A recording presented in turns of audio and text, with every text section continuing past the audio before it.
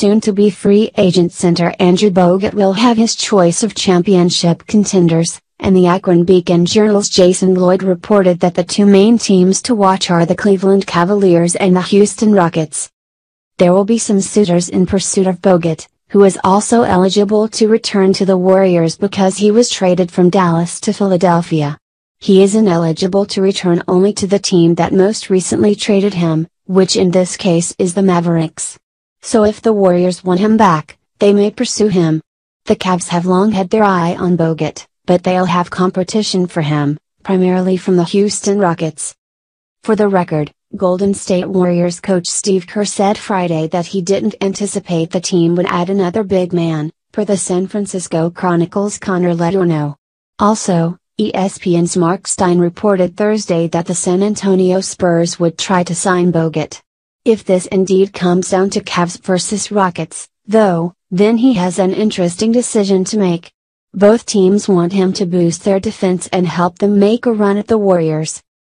Bogut, who was traded from the Dallas Mavericks to the Philadelphia 76ers before Thursday's deadline and is expected to be released, might not be offered a starting spot on either team.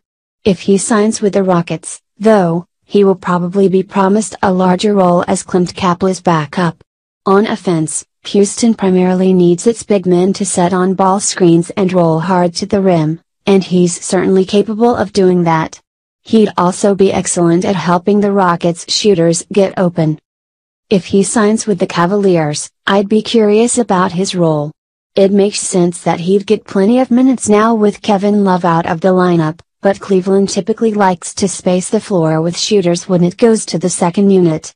Last season, big man Timofey Mozgov never really got a chance to work his way back into the rotation after an injury because the Cavs were playing so well with a front-court rotation of Love, Tristan Thompson, Channing Frye and an occasional dose of LeBron James at the 4 spot. If Bogut is simply an emergency option when the team needs rim protection, then he's overqualified for the role.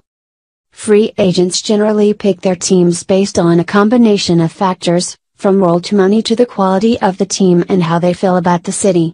While Cleveland obviously gives Bogut the best chance of returning to the NBA Finals, no contender has as much money to offer him as Houston does. There's a lot of talk about the Cavs potentially adding Bogut and Darren Williams, but it would be unwise to dismiss the Rockets. I don't wanna be alone.